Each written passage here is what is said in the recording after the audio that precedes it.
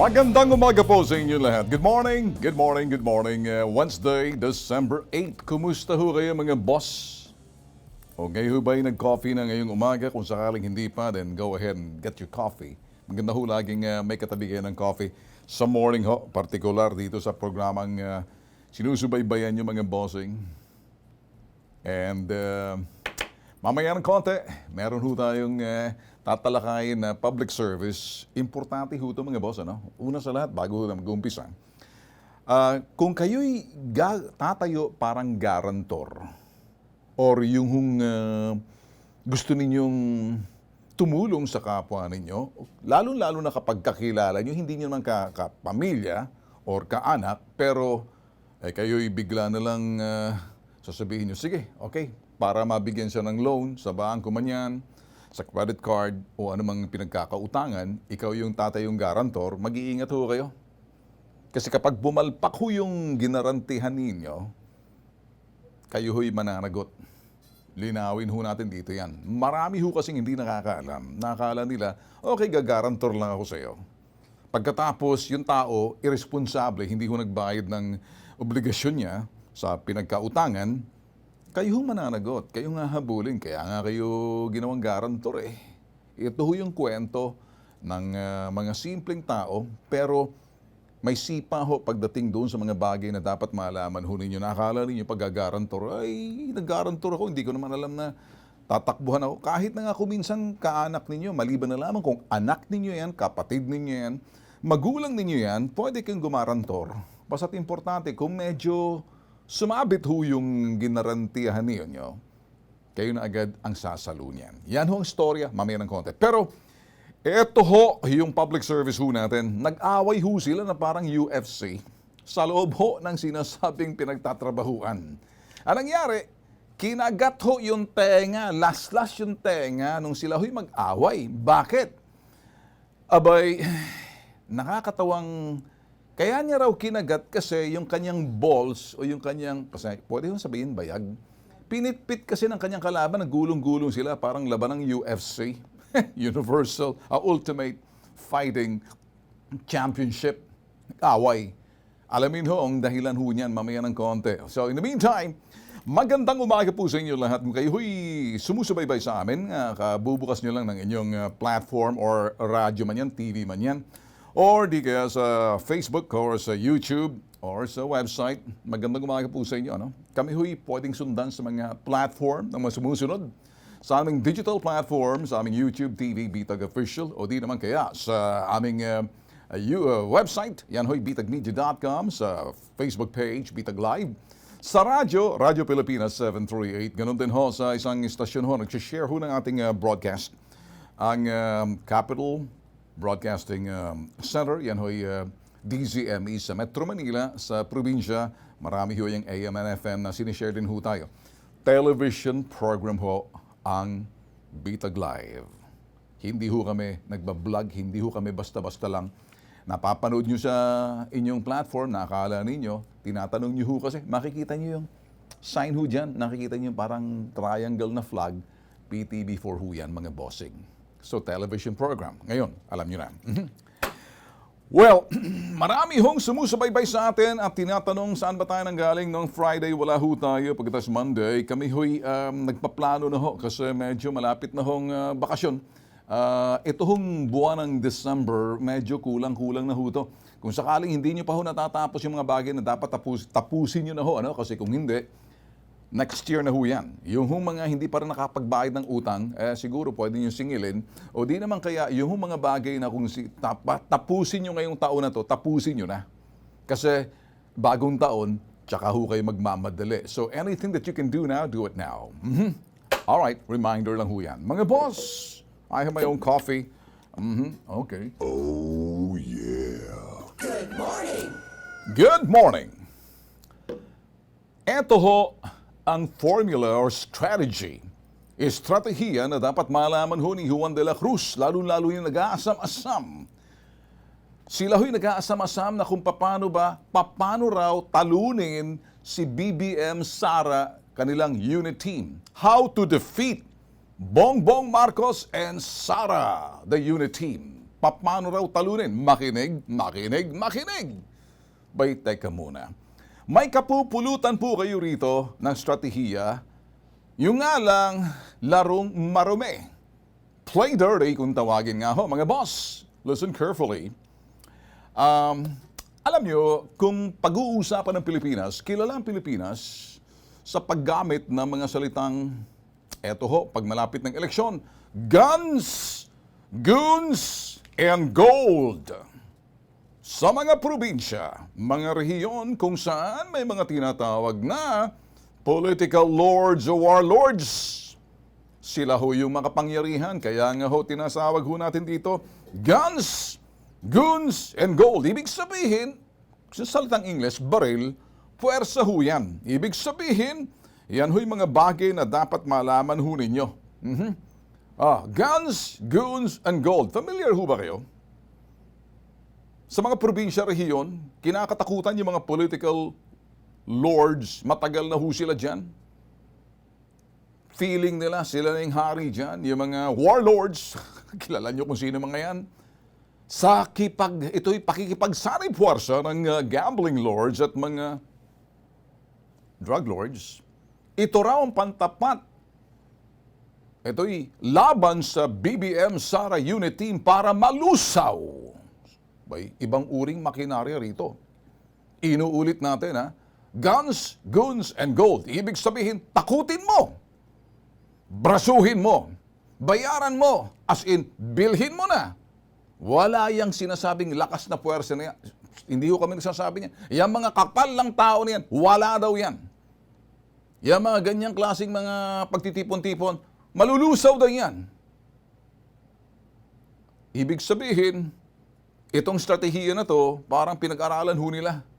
Sino ho nagsabi sa akin ito? Mamaya sasabihin ko sa inyo. Huwag daw hayaan umabot. Okay? Pag takutin mo, brasuhin mo, bayaran mo, as in, bilhin mo na. Huwag nyo nang hayaan umabot sa presinto, sa polling precinct. Kasi, nabili na nabayaran na daw. Yun ang sinasabi nila. Huwag kayong magkakamaling umabot ng presinto para bumoto kasi markado na kayo. Tinanggap nyo syempre, may puwersa yun. Dapat lang kilalanin daw kung sino yung malakas na kalaban. Sino ba yung malakas ngayon? Huwag dapat maupo sa Malacanang. Yun yung strategy number 1. Ngayon, strategy number 2, kung paano daw talunin BBM Sara Unit Team. Sila ho may sabi nito, hindi ako. Habang malayo pa ang botohan, kinakailangan ng kanyon. Alam niyo yung kanyon ng Pasko? As in, kanyon ng Pasko. Yung mga batang boom, boom. Lalaro siya, kalburo. As in, artillery in the military. Artillery. Kanyonin mo ng mga istorya. Idikdik mo ang mga nakasulat sa aklat ng kasaysayan. Mga karahasan, panglalabis, pangabuso, pagkita sa mga pobreng mamamayan noong panahon daw ng martial law. Galingan mo ang presentasyon ng kalagiman. Idikdik mo sa kokote ng mga ayaw magpapaniwala sa nakasulat sa kasaysayan.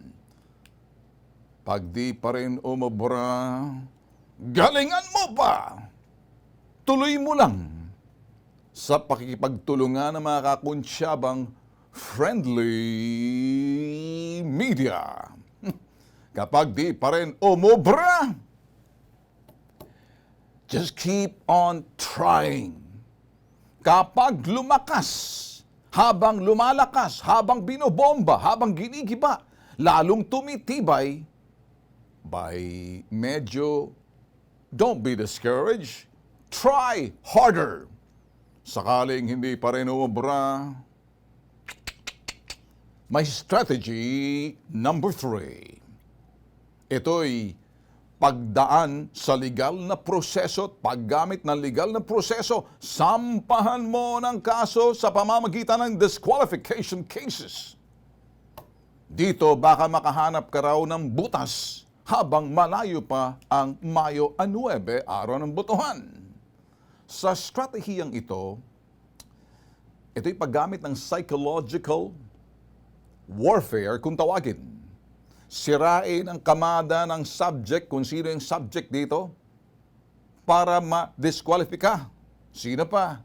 Yung nakapula, sino siya? Si BBM. Sinong kasama? Si Sara. Ito raw ang estratehiya kung paano talunin itong dalawa. Mahalaga rito sa estratehiyang ito, masira ang kalang diskarte, magalit. Galitin, baka magsalita na. May bago na namang issue. Sa prinsipyo ng estratehiyang ito, create one, improvise, galingan nyo. Kung siya'y sasagot, manggagaling sa kanyang sagot. Kung siya'y sasagot. Kung hindi siya sumagot, ituloy lang ang sinasabing estratehiyang ito, baka maka-fishing expedition kayo. As in, nangingisda. Pag ayaw pa rin gumana, dagdagan mo pa ang mga kaso sa COMELEC. Patibayin ang disqualification case sa COMELEC. Do whatever it takes. Gawin lahat yan. WEIT. At ang pang-apat, eto na. Go back to strategy number 1 habang palapit na. At kung malapit na talaga, mga araw na lang. Kilalanin sa lugar kung sino mga sumusuporta rito sa malakas na team na to na unit team. Nakilala sila sa pangalang BBM at Sara. Paano sila matalo at paano talunin? May estratehiya dyan, sabi nila. Ang estratehiya na yan, teka muna, ginagamitan ito. Ito raw kailangan dito. Wala yang mga rally-rally na yan. Wala yang survey na yan. Dapa yan dito sa mga bagay na estratehiyang ito. Sila may sabi nila. Sila may sabi niyan. Dito, galingan nyo raw ng matukoy kung sino yung mga leaders na mga boboto at ang kanilang mga kasamahan. Sama-sama ang pondong makakalap mula sa political lord, warlord, gambling lord, at drug lord. Bilhin nyo na. Huwag na silang umabot sa presinto para iboto. Ganun. Harangan nyo. Huwag umabot. Ganun ang paraan. Pang-usapan dito, mga boss. Ito yung pinaka-pinali. Final move. Ang paggamit ng takip silim. Under the cover of darkness. Lagi ang kasamaan ay nakakubli sa kadiliman. Ang kasamaan ay takot sa liwanag. Okay? Under the cover of darkness, ibig sabihin, huwag matulog ang nasa likod ng makinarya. Hayaan matulog ng mahimbing at makatulog ng mahimbing ang mga botante, lalo-lalo na yung mga matigas ang ulo na hindi na kukuha sa santong paspasan at sa anong usapan. Hayaang makatulog para pagtulog na sila at paggising, wala! Deja vu. History repeat itself. Matatalo yan. Natalo na siya noon. Bakit hindi pa pwede ngayon? Alam nyo na. Ang estratehiyang ito ay galing ho sa aking barbero. si Mang Igme, asawa ni Aling Pokring. Sa maniwala man kayo sa hindi, fact or fiction, believe it or not. Hindi ho to chismis. Hinalo-halo ho natin yung totoo at maaring katang-isip. At ang katang-isip, mag-iingat ho kayo dahil kapag yan ay naging totoo, ibang usapan ng mga bossing. Ito ho ang sinasabi natin, mga boss. Ngayon, sa mga bagay, mag-change topic na ho tayo. Ito lang ho kasing dapat malaman ninyo. Balikan ho natin, ano? Ito ang mga public service, mga lumalapit ho sa atin. Tayo ho kasi sa public service ho natin, kami nga pala, nagpapasalamat nga pala doon sa sinasabing, ang YouTube kasi may mga numbers sila. Alam niyo na kung sino yung mga top 10, mga artista, mga vloggers, kung sino-sino yan, mga kilala. Iba naman yung positioning ho ng mga top 10 sa YouTube. Si Tul Rafi, yan number 1 pa rin. Number 1 din doon sa pagiging kanyang Senate slate. Habang kami ho sa BTAG, yun ho sinasabi lang, nasa top 10 ho kami. Top 10 among the, ano to? The most viewed ang aming channel ho sa YouTube. Okay? Sa YouTube, the most viewed. And then, nasa, another one? Top? Nasa number 30 among the top 50, the most subscribed. Kaya kami ho'y nagpapasalamat ho. Iba naman ho itong nakikita ninyo. Ito ho yung mga shows namin. Pero iba naman ho yung content ng aming website. Kaya kami ho nagsasabi, pasalamat ho kami diyan ho sa mga gumagamit ng digital platform at nakita ho namin kung papaniwalaan ho yung YouTube. Sa bagay, YouTube partner ho namin yan. Pag kumita ho kami, kumikita rin yung YouTube. Ganun lang ako simple. Pero take note, kami ho hindi kami nagnanakaw ng mga content ng iba. Hindi ho kami nanggigiba ng iba para sumikat, para kumita kami. Hindi ka pareho ng mga chipipay dyan. As in, nagagalit siya pag sinabing chipipay. Dahil ang kanyang laman, lagi ang Tulfo Brothers. Tinatanong kung saan daw si ganito si Rafi at ako sinusubukan. Hindi ko naman pinapansin, kaya nanggagalaiti, sinasarapan, hayaan na natin kumita. Kaya ikaw naman, attorney no case, go ahead, keep on doing it. Lalo kitang binubuisit, pero hindi ko babanggitin ang channel mo at ang pangalan mo. Balita ako, brusko ka raw.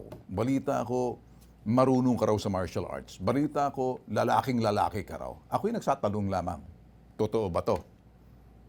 Kasi kung totoo to, I will give you my phone numbers. Mamili ka.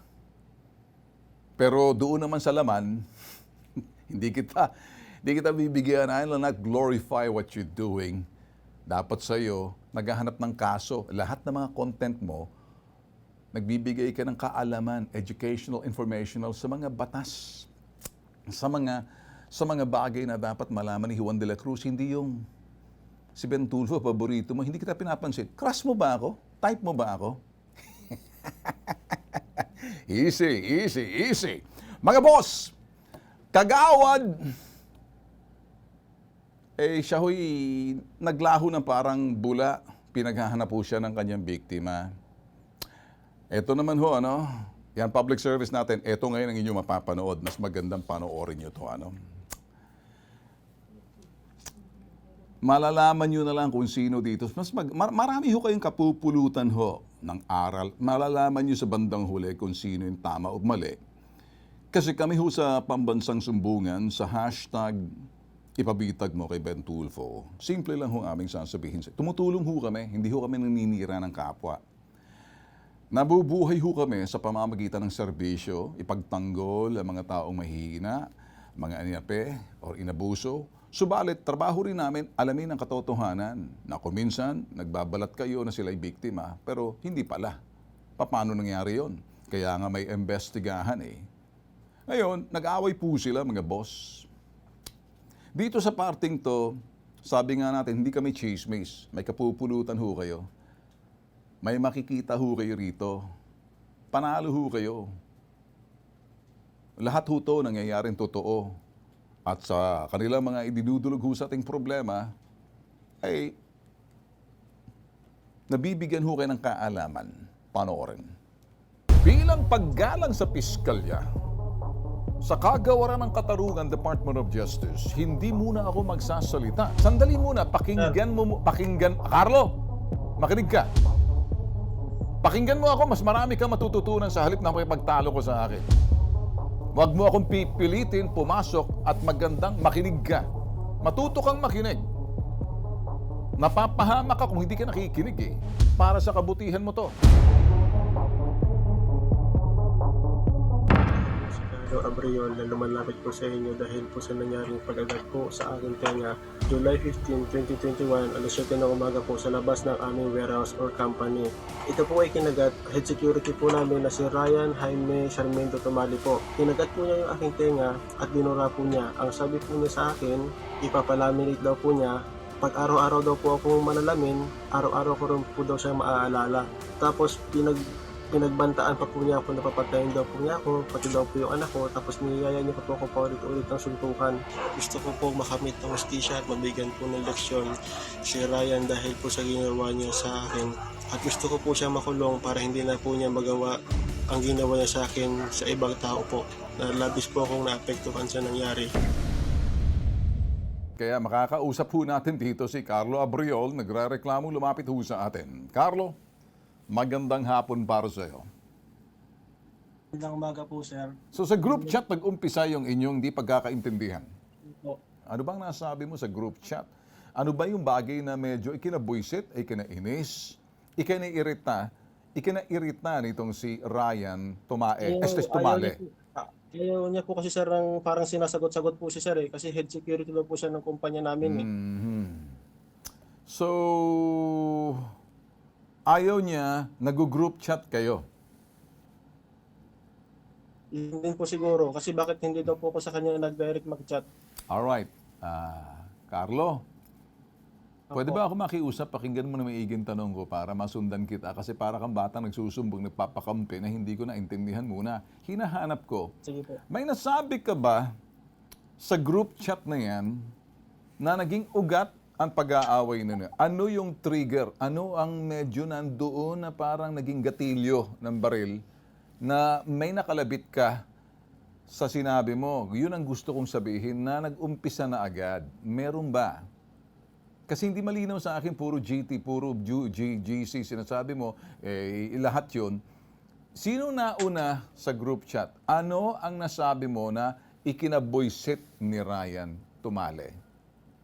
Kaya naman po ko lumaban kay Ryan kasi ano po inuna po niya yung init ng ulo po niya Lumaban ka sa kanya dahil uminit ang ulo niya. Opo, kasi pinagmumura na po niya ako Hinahamon po niya ako sa labas ng suntukan Okay. Kaya pareho kayo tanggalan kayo sa trabaho. Opo. Opo. Kasi sabi po niya kasi sa akin dati, inisyuhan po kasi ako ng boss ko ng bagong motor. Eh ngayon po, yung motor po kasi niya, 8 years na daw po siya sa trabaho. Bakit sabi sa akin, bakit daw inisyuhan daw po ako ng boss ko ng motor?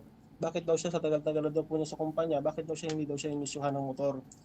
Kaya doon siguro ko pinag-iinitan po. Sige, anong gusto mong tulong na gusto kong tulong ko sa'yo? Gusto ko lang si sir makulong, sir.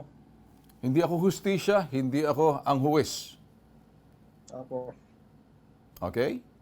Gusto kong tanungin sa iyo at pakinggan mo na umiigi, anong ginawa ng inyong kumpanya sa halip na pakinggan kayo, pareho kayong silibak. Opo. Ibig sabihin na buisit sa inyong dalawa, yung kumpanya ninyo, walang pinanigan kasi pareho kayong mali. Opo. Kanina pa iniisip ko na tatawagan ng bisor ninyong kumpanya, kaya lang problema, wala na kayo sa trabaho. Lumalabas sa incident report ng inyong supervisor, hindi kayo nagpaawat. Lumabas ka na rin ang nakipagsuntukan ka na rin, na ala UFC, Mixed Martial Arts. Hanggat sa nauwi sa kagatan. Paano nagwakas ang inyong labanan? Nung niya sir, nung kinagat po niya sa yung tenga ko, sir, tinatak po niya gano'n, tapos dinura niya po doon sa labas. Tapos pumasok na po ako, sir, hindi na po ako lumaban. Hindi ka na lumaban. Tapos pagpasok ko po, sir, doon sa warehouse, tinadyakan pa po niya ako, tapos sabi niya, tara, sabi niya, suntukan tayo ulit, pagbibigyan kita, sabi niya, hindi ako lalaban para makabawi ka. Well, okay, sige. Diyan ka lang tawagan mo nga to si Tumale. Ito ngayon tong si Ryan. Sino po to? Magandang hapon sa iyo, Ryan. Apa, sino po to? Ryan, si Ben Tulfo sa Pambansang Sumbungan sa PTV4. Yes sir, bakit po? Tatanungin lang sana kita, ano bang insidente nangyari doon sa warehouse ninyo? Kinakagat mo raw yung kaibigan, kay kasamahan mo, napiglas yung tenga, at pareho kayo tinanggal sa trabaho. Ano bang story rito? Baka pwedeng paliwanag mo sa akin. Dahil nagsumbong sa amin dito si Carlo. Ngayon, gusto ko marinig yung... Sige, gusto ko marinig ang parte mo naman. Siya ho ang unang parang nagalit yata sa akin sa... May chat po kami niyan eh. Group chat. At saka po nakapag-isampa na ho siya ng kaso. Okay. Opo. Ngayon po, sinagot ko na, nag-counter affidavit na po ako dun sa kaso niya. Mhm. Iniintay ko na lang po yung decision ng piskal. Okay. Alright. Dapat po dun sa sinasabi niya, may CCTV footage po ako na siya ang naggamon talaga sa akin. Hinabol niya ako palabas ng gate namin. May CCTV ho ako nun. Kaya nga ako tumawag sa iyo, Ryan, kasi iba yung kwento sa amin eh. Opo. Kaya ako naman, Ryan, kasi kapag medyo may sumbong, hindi patas yung pakikinggan ko, isang panig lang. Opo. Alright, kaya ako tumawag sa iyo, magalang akong tumawag sa iyo kasi gaano man kanipis, hiwain mo isang kwadradong keso, dalawang banda yan, bandang kaliwa, bandang kanan. Tama? Opo. Ngayon, kung sinasabi mong may CCTV sa pangyayaring yun, makikita sa CCTV kung sino naghamon, yun bang gusto mo sabihin? Ganito kasi yan, sir. Bali, ang pinagmulan niyan, about lang sa shuttle lang ho eh. Shuttle. Oo, shuttle service na which is ako kasi ang head security, siya ho ang driver talaga namin. Okay. Opo, yun lang naman po ang pinagmulan. Tapos, siguro po, dahil sa head security ako nila dyan sa company namin, Mhm. may mga ilang beses ko siyang pinagsabihan about dun sa mga ugali niya. Tulad ng? Tulad doon ng ginagamit niya yung, minsang nahuli ko kami sa may balintawak ko ng MMDA, bigla niya sinabi doon sa MMDA na taga-krami kami, which is hindi naman taga-krami kami. Siguro dahil lang po doon sa sinasabihan ko siya na huwag mo sasabihin na ganun. Ngayon, nagkaroon siguro siya sa akin ng konting butas doon sa shuttle service namin. Nangyari nagparinig siya doon sa ano namin, sa group chat namin. Okay. Ang sinabi niya? Which is, hindi ko naman alam na ako pala yung pinariringgan niya doon. Ano bang nakasulat doon yung paparinig niya? Halimbawa, Na tulad parang ang pagkaalala ko, pasensya na kayo, ako na nga yung tumutulong, ako pa ang parang ganun, parang pinariringgan ko pa daw ho siya, which is hindi naman ho. Mhm. Nagsampa na siya ng case doon sa fiscal ho. Ang problema niya, yung counter affidavit ko, nabigay ko na may CCTV ako. Bakit siya wala siyang CCTV? Kasi nakalagay ho doon sa affidavit niya, pwede mo bang pag-usapan yung kaso kahit nakasampa sa fiscal? Well, ang kaso ninyo kasi, iba yan. Kasi wala pa kayo sa hukuman, dinidetermina ng piskal kung may probable cause. Kung either release for further investigation or pagpapiansahin kung sino man sa inyo nagkakasala dyan, magpapiansa muna. Kapag hindi, makukulong. Yun ang ibig sabihin noon. Ngayon, ikaw pagbibigay linaw lang sa'yo, ano? Sir Ben, actually, MMA fighter ako. Kung gusto ko talaga siyang wasakin, kaya ko ho. Halimbawa ako, marunong ako sa martial arts. Nandiyan na tayo sa mixed martial arts kahit way back. At marunong ako sa yaoyan, marunong ako sa jeet kune do. Kaya lang, pag inimbestigahan ako ng pulis at ginamit ko sa maling paraan at ako yung naging agresibo, akong makakasuhan. Kung sakali ako'y defense, ganun ang dapat depensa natin. Kung tayo yung mga martial Naiintindihan ko artists. naman yun. Pero, ang problema nga ho, tapos sinabi niya, itutumba niya ako. Siyempre, ang thinking ko, binibentakan na ako ng baril nito. Siyempre, alam ko, baka may baril nga. Okay, ba't ka lumabas ng building? Ikaw ba'y parang umiwas ka or kasi kung walang sound diyan, ha? Ano? Umiwas na ako kasi bilang head security siyempre hanggat maaari, hindi tayo makikipag-ano diyan. No, lumabas ka. Ako, lumabas na nga ako ng gate eh. Okay, pero narinig na mga kasamahan mo na hinahamon ka nitong si Ryan, ni Carlo. Narinig ko ng mga Alright. kasamahan. May mga witness doon. Actually, sir, meron. Ang problema ay na rin magsalita ng mga tao. Pero ang Actually, hawak mo ngayon ay CCTV na lang. Ano bang laman? Ako'y nagtatanong lamang kasi wala akong nakikitang CCTV. Yun nga po, yung kinausap ko siya, lumabas ako, inabol niya ako. Paano habol? Ikay nagtumatakbo ka or ano? Hindi naman po, naglakad lang ako palabas kasi lumabas na ako. Sinundan pag ka? nakita niyo sa CCTV, talagang inabol niya ako. Hinawi pa niya yung mga kasama namin to. Bakit niya Yun na inaway? lang ang ano ko. Bakit niya inaway? Ayaw niya magpaawat. Okay. Ayaw niya magpaawat. Oo. Dahil yan ay nasa piskal, titingnan muna natin na magiging desisyon ng piskal at ayaw ko pangunahan base doon. Kung yun ang sinasabi mo laman ng CCTV, yan ay magiging basehan at titingnan natin kung anong appreciation ng piskal doon sa kanyang makikita. Naintindihan mo ba ako? Ayaw ko pangunahan. Maraming salamat, pero sa susunod, Ryan, ingat ka lang dahil una, lisensyado ka at nakakaintindi ka at siguro iwas ka lang. Maraming salamat po sa inyo. Actually, kala ko nga ako modus eh. Hindi, si Ben Salamat Tulfo. po sa inyo, Sir Ben. Totoo ako si Ben Tulfo ang tumawag sa'yo. Okay? Opo. Sa susunod, mag-iingat ka. Pero kung maaari lang, huwag kang magsasalita. Sa panahon ngayon, mahirap na dahil may mga cellphone, may mga group chat, nagiging dahilan ng away-away yan. Kung totoo yung sinasabi mo, nasa piskalya na, at pagkatapos may ebidensya ka, bahala na ang piskal ang humusga kung mayroong probable cause at kung sinong, ano man ang desisyon ng piskal, bahala ang piskal. Salamat, Sir Ben. Wala nga naman. Okay, balik ako sa iyo, Carlo. Carlo. Okay, babalikan kita, Carlo. Okay, sige.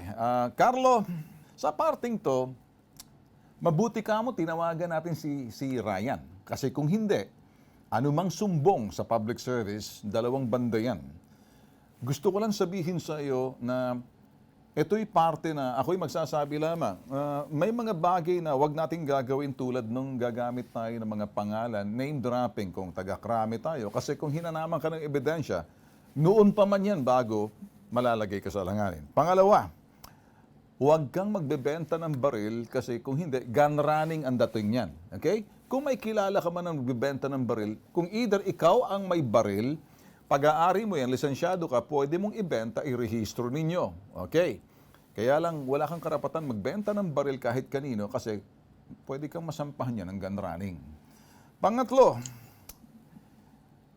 na-blatter ang sasakyan na kung saan ito'y inireport ni Ryan kasi nabagalan ka ata sa takbo ng sinasabing ito'y rider at bumaba ka. Maling-mali yun. So sa parting to, ito. Ngayon, ayaw ko magkomento sa sumbong mo kasi ang sumbong mo, ayaw ko na rin na ipinakikita ko sa taong bayan na ang inyong mga sumbong na nasa piskalya, ikaw ang nagsampa ng kaso sa piskalya. Alright, ngayon, bilang paggalang sa piskalya, sa kagawaran ng katarungan, Department of Justice, hindi muna ako magsasalita. Ayaw kong pangunahan at ayaw kong sabihin ng ibang mga piskal, napakabastos nitong si Tulfo. Ang kasalanan mo, hindi mo sinabi sa amin, nasa piskalya ngayon to. Anytime, sandali muna, Carlo, makinig ka. Pakinggan mo ako, mas marami ka matututunan sa halip na makipagtalo ko sa akin. Huwag mo akong pipilitin, pumasok at magandang makinig ka. Matuto kang makinig. Napapahamak ka kung hindi ka nakikinig eh. Parang gusto kong maniwala sa lahat ng mga instances dito para sa kabutihan mo to. Itong mga bagay na sinasabi ko, pakinggan mo, hindi ako nangangaral dito eh. Gusto ko lang linawin sa iyo. Totoo bang blinater yung sasakyan na kung saan ikaw ang nagdadrive, dalawa lang kayo ang pwedeng pagbintangan? Hindi ko naman, sir, siya hinamon, sir, ang suntukan. Hindi, sandali. Ko lang naman Hey! Iba ang tanong ko, iba ang sagot mo. Totoo ba na blatter itong sasakyan na ikay Yes, napaaway sa right? Totoo. Hindi naman po sinabi ko ano nangyari. Basta Pero, may naka-blatter totoo daw ba? po. Sandali. Ayoko ng ganung sagot. Wais ka. Pakinggan mo ako. Wais ka. Pakinggan mo uli ako. Makinig. Totoo ba may insidenteng na blatter ang sasakyan ninyo? Meron po. Ay, sige. Nagalit si Brian dito kasi pwede siyang pagbintangan doon. Pero ikaw ang nagmamaneho noon. Hindi ko na. So, totoo tong insidente na to. Totoo bang inaalok mo ng baril si Brian? Yes po. Alright. Totoo bang insidente na nang name drop ka nung sa monumento at sakay siya, Noon pa to. Hindi na to bago. Noon pa to na nasabi mong taga-krami kayo. Opo. Alright. Sa parting yan, ilalarga na kita. Hindi kita huhusgahan. Hayaan ko muna ang piskal magdesisyon. Salamat naman sa iyong tiwala sa akin na pagpunta mo, bibigyan kita ng galang, hindi ko sasabihin mali ka, hindi ko sasabihin tama ka. I will not comment hanggat ang kasong ito nakasalukuyan, didesisyonan ng piskal, ipagkakaubaya ko muna sa kagawaran ng katarungan ng Department of Justice sa prosecution sa piskal. Okay? Ano man ang magiging resulta niyan, maaaring magiging pabor sa'yo. Tandaan, pag sa piskal, maghahanap sila ng probable cause. Kung yung nare-reklamo mo, may probable cause na magkapiyansa kapag hindi makukulong. Nakuha mong ibig sabihin. So, pag pinatawag ka ng piskal, sumipot ka kasi kung hindi, mababasura. Okay? Advice lang yon, okay? Ikaw ba'y may natutunan sa aming mga ginawa? Hindi ako naghusga sa iyo. Nagpapasalamat pa rin ako sa iyo. Ako na pagkatiwalaan mo, ako nilapitan mo. Alright? Pagkatapos ng kasong ito, pwede kang bumalik. Kausapin mo uli ako. At i-update mo na lang ako. Pero hindi muna ako makikialam. Hindi tama to. Hindi ako komportableng makialam sa kaso ng piskal na kasalukuyan na sa pudar kayo ng kagawaran ng katarungan. Sana maintindihan mo ako, Carlo, okay? Opo, sir. Alright, sige. Maraming salamat. Mga boss, sa nakita niyo ho sa pambansang sumbungan, marunong ho kami gumalang. Kung ang kaso ho'y nandoon at hindi namin nalaman, base lahat ho na presenta sa amin nitong nagre-reklamong biktima, na yung biktima ho'y si Carlo, hindi niya ho sinabing nasa piskal. Marami hong butas kaming nakita at ginagalang ho namin hanggat makapagdesisyon hong piskal. Sana ho, may natutunan ho at may nakita ho kayo sa estilo ho ng aming pag-iimbestiga na rin bago ho kami papasok. Lahat ho ng bagay nito, seryosong pambansang sumbungan ho. Ang bitag, hindi ho kami karakaraka. Marunong ho kami mag-imbestiga. Naintindihan ho namin proseso.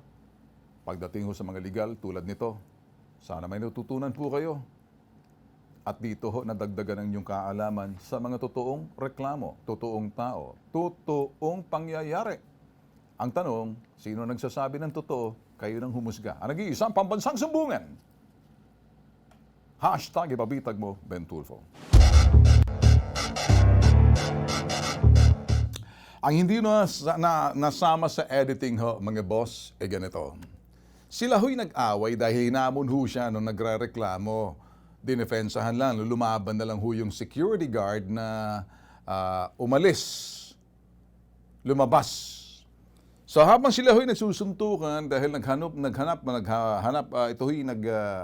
po talaga ng gulo, yung nagsumbong sa atin, pagulong-gulong ho sila. Ang ginawa ho nitong sumbong, ito hong tandang-tanda ko, wala ho sa edited na version na yan, kaya papaulit ko to, kinagat niya sa braso etong gwardiya. Pagkagat niya sa braso, pinitpit pa nitong si Carlo ang nagsusumbong ng itong bayag nitong si gwardiya. Sino itong si gwardiya? Si Ryan.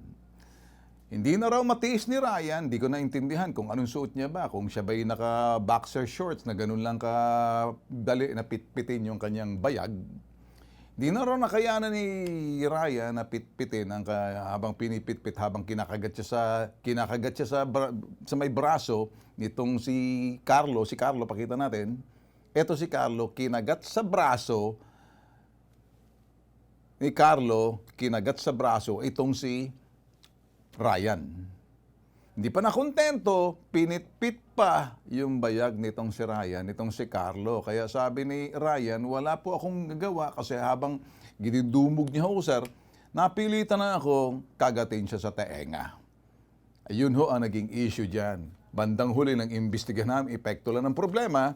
Ang nangyari pala dito, Maria Josep, ang nanghahamon ng away at yun hong kusa lang nag-resign dahil all aces against him doon sa company, nag-resign ho to si Carlos. Siya pa ho nagsumbong sa amin. So, lilinaw lang ho natin.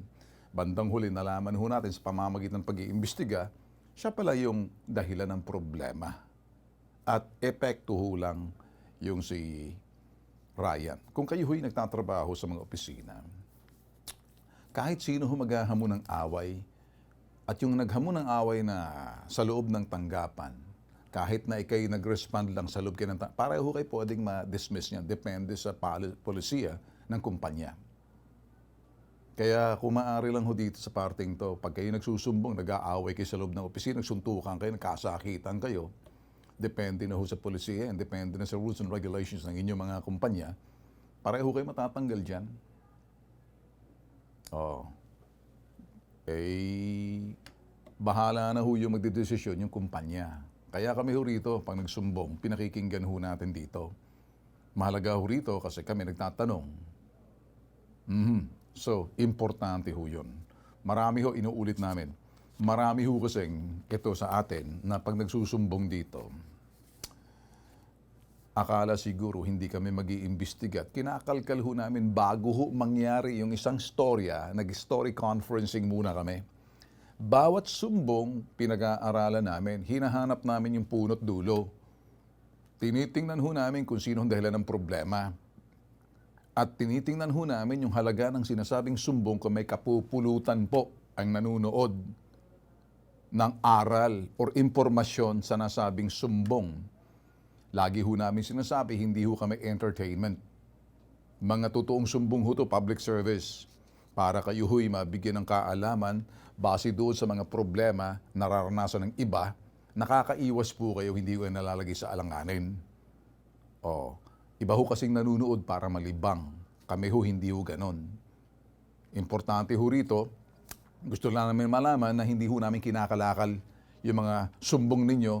Ginagawa ho namin, gumagawa ho kaming action, hakbang na continuous. May mga bagay na kuminsan hindi nyo magugustuhan, yung mga hakbang ho namin. Wala ho kaming pakialam kung magugustuhan nyo o hindi. Basta sa amin, alam namin kung paano gumawa ng hakbang at aksyon doon sa sinasabing problema. Maaring hindi tutugma doon sa expectation ninyo. Kung nanonood lang ho kayo, sabihin nyo kung gusto nyo, pero kami ho hindi nagbabago sa aming mga hakbang na ginagawa ho rito sa pambansang sumpungan. Wala na ho kaming oras mga boss. Kami ho babati muna sa aming kasamahan na si James Cervantes sa kanyang kaarawan. Happy birthday! O kanyang 16th birthday ho to ngayon. Baliktarin natin 61. Okay, happy birthday James. Sa lahat ho ng mga magsa-celebrate ng birthday, happy birthday ho sa inyo lahat. I'll see you later in about 2 hours from now. Yung aming pambansang sumbungan, morning edition. Quick lang ho yan, mamaya ng konti. With that, adios ho.